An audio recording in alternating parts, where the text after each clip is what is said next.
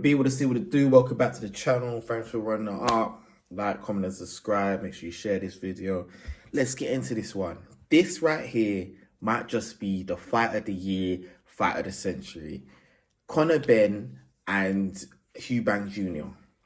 If you don't know where you've been, this right here for British boxing, this is the pinnacle. This is our version of an Ali Frazier. This is our version of a Manny Pacquiao and Floyd Mayweather. Why I say that? Because these two, their dads, they did something back in the day that the left. Because back, you gotta understand, British boxing it's been up there, but for a long time it was America. America had all the great boxers. America had it all, and a lot of people were watching American boxing.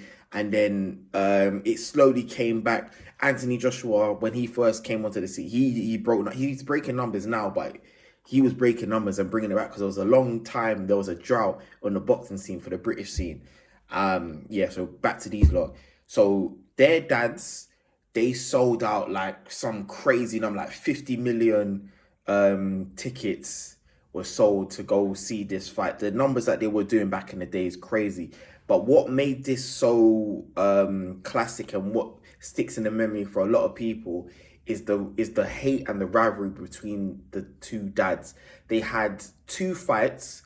The first fight between Chris Eubank and Nigel Benn. Sorry, yeah, I believe it's Nigel Benn.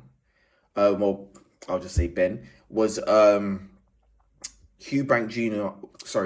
won convincingly. It was a very good fight. Go watch it. And then they had then they had another fight where it was a draw, but some people saying that Eubank lost.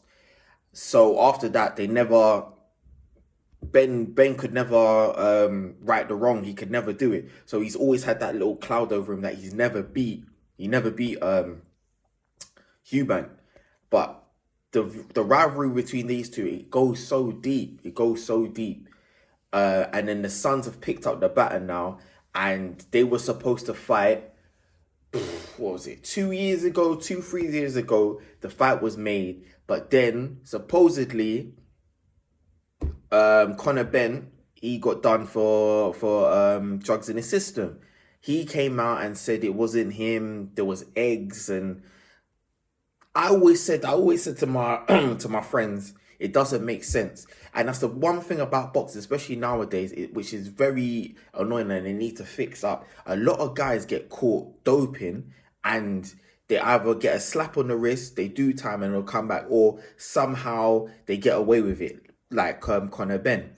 Suppose he had eggs, he ate some eggs, and in the eggs it had some kind of drug enhancer, but if the drug enhancer is taken by the men, it doesn't affect them to the point where it gives them an advantage. It's very here or there, but Conor Benn was always fighting his innocence, always saying that he didn't do it. But the problem is, he could never come out and say why he was so confident. He used to walk around, do different interviews and have this big bit of paper saying, oh, I've got this docket, I can prove it. But it was almost like he was dodging the question. And Chris Eubank said something in this interview that was very, very telling and very true. And I thought, I've been saying the same thing, which was the fact that he was so close with his dad.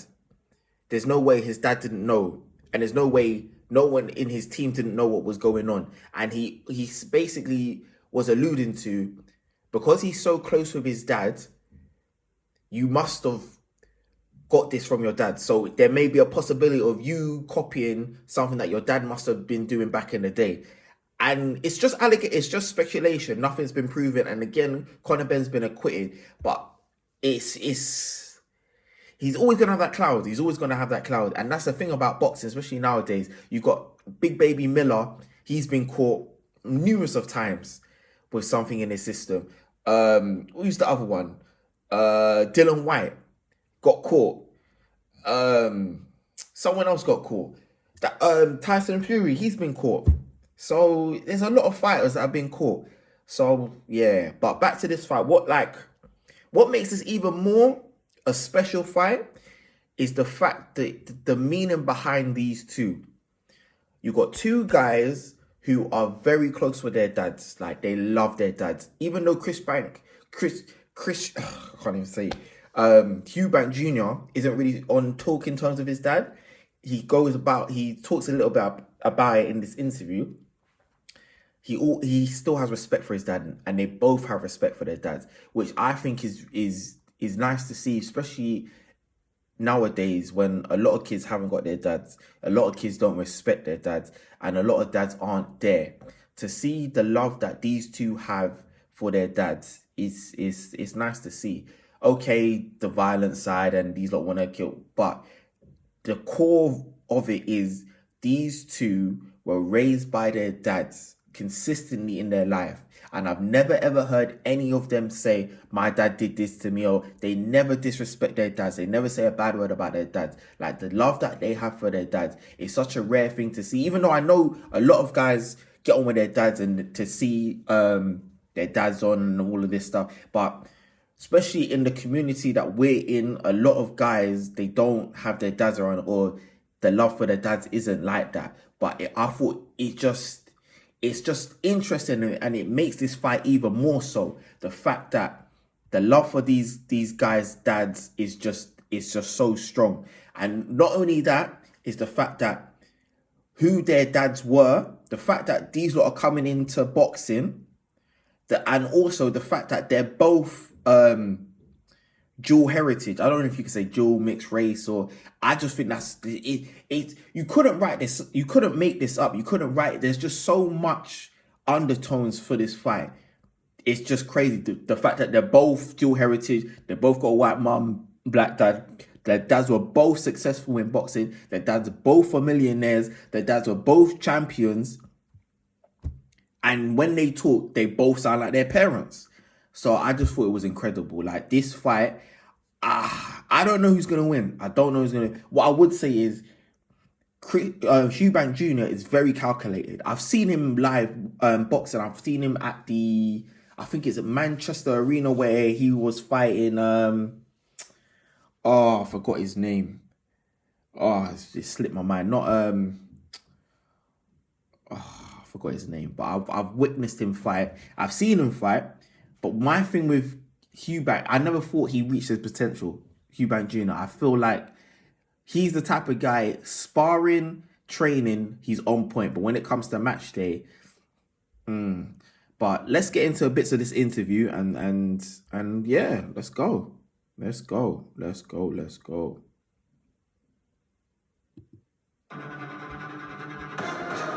You check this prick for any eggs? I don't need eggs, my friend. These fists are more than... Boy. Right, let's get into this one. I'm just getting my makeup done, chaps. Probably not conducive with two pugilists. I hate what it... Right. You know, I'm a 147 fighter, he's a 160 fighter, and our paths just happened to cross. You talk about the stars align. You could say that. Chris, for you, I mean, I've interviewed your dad at length, and he had some extraordinary fights, not just with his dad, but with people like Michael Watson, who ended up in a wheelchair. I was ringside when Nigel Benn fought Gerald McLennan, who ended up in a wheelchair. Also, as well, Chris Eubank Jr., his dad was famous for paralyzing a fighter, and I believe he died later on, because the power that he had, it was unbelievable. And Eubank even came out and said, after what happened with that fighter, he was never the same again. And he wasn't. It took something out of him, because he realized how much power he had, and he never really wanted to unleash that power again. Fast forward now, Eubank Jr. has done the same thing before. When he fought earlier on, he ended up paralyzing a guy and affected him. So it's kind of like father, like son in a way. Well, I just thought I was Brutal sport. People have died in the ring. People have been left paralyzed by fighting. When you have a hatred that's as real as this, does that play on your mind? I don't hate this man. I would never give him that type of power over me. I hate what he stands for. I hate what he did.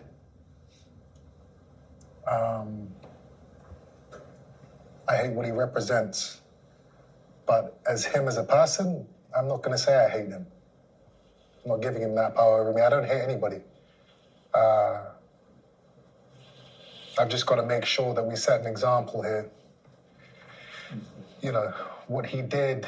And when Chris Pack Jr. keeps saying what he did, he's talking about the eggs. He's talking about getting caught with that in his system. He can't let that go because Eubank alluded to it before and he spoke about it. Eddie Hearn knew about the stuff in his system and still tried to make the first fight go ahead, which is dangerous because if he really did have what he had in his system, he could have killed him. He could have killed him. This is a serious thing. It's a serious thing. You're taking enhancers in a boxing match. Anything could have gone wrong. And there was a face-off the other day, a press conference the other day between these two to build up the fight. And Eubank Jr. smacked Conor Benn with an egg in the face. And he talks about why he did that. And obviously his dad got involved. Conor Benn's dad got involved and grabbed Eubank Jr. by the neck. Because obviously the love that he has for his son, he just switched. But obviously he didn't take it any further than that. And then the way Eubank Jr., I love the way he talks. It's just so calm and collected. It's so gangster. Like he can sell a fight. He can really sell a fight. But it just depends if his mind's on it. If he's just doing this for some money or because he hasn't got long left in his boxing career. So I don't know if he's just doing, because he's the type of guy who doesn't care what people think. If he was to lose this fight, he doesn't care what people think. So I don't know if he's just going in this thinking, I'm just going to get the bag and bounce, or he's generally trying to get this guy. Trying to get this guy is going to be an epic fight, but let's go. I'm going to try to chop it up, play a little bit, talk. If you want to watch the rest of this one, it's uncensored. Go watch it. Obviously, copyright and that. I don't want to get the strikes. Like, comment, subscribe, and yo, let's go. In my opinion, is unacceptable. As you said, people have been paralyzed, people have died. So for anybody who is out there thinking to cheat, they have to be made an example of. They have to be punished. They have to be embarrassed. And that's what I've been doing. I mean, I interviewed Conor in this very studio at the height of all the allegations against him. Right, I'll just skip it. But also in this interview, I think was very, very interesting was the fact that Piers Morgan, he was trying to get a little emotion out of Eubank Jr. And I think Eubank is very, very clever because he even alludes to it. Let me see if I can find it. He kind of alludes to it where he's where Eubank basically says, "Don't we're not here to play. We're not here to talk about anything other than this fight." But let's see. Let's play and see. Substances were found in his system. You know, there have been thousands of fighters that have been popped for performance-enhancing drugs. And been banned. And been banned. And been banned. Or been Every fined. Every single one. I've not received a fine. I've been cleared by 3 organisations, by the NADP, the WBC, UK. Which is true. No ban, He has been cleared, no cleared. fine. But then what Eubank's saying is very true as well. But that is true, whether you like it or not. That is the truth of where we are. That very If that's well may your well argument, be. you need to do better. It's a pathetic But argument. there are plenty of fighters, even now, in boxing today that have failed drugs tests. They've been fined or served. It's very true what you're saying. Served bans. Very true. And then they've been let back into the ring. This is in no way different. He got caught.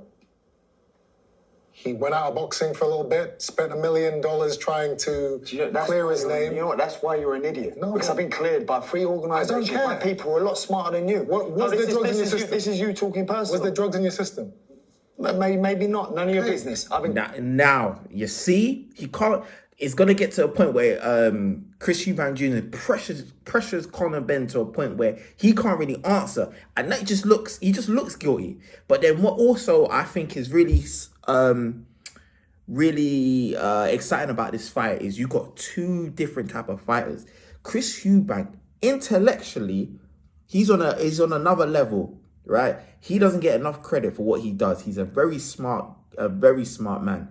This man, Conor Benn, not so much. He's the typical old school, let's brawl.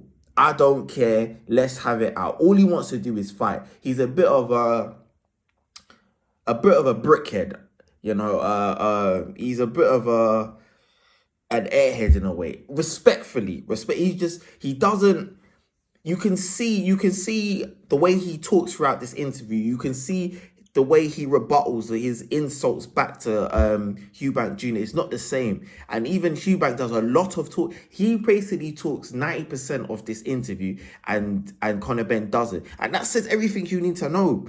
And even when Eubank's talking and he's got insults for Conor Benn, it kind of like, you can see Conor Benn, the dust particles in his head is just go, I don't want to talk. I just want to fight.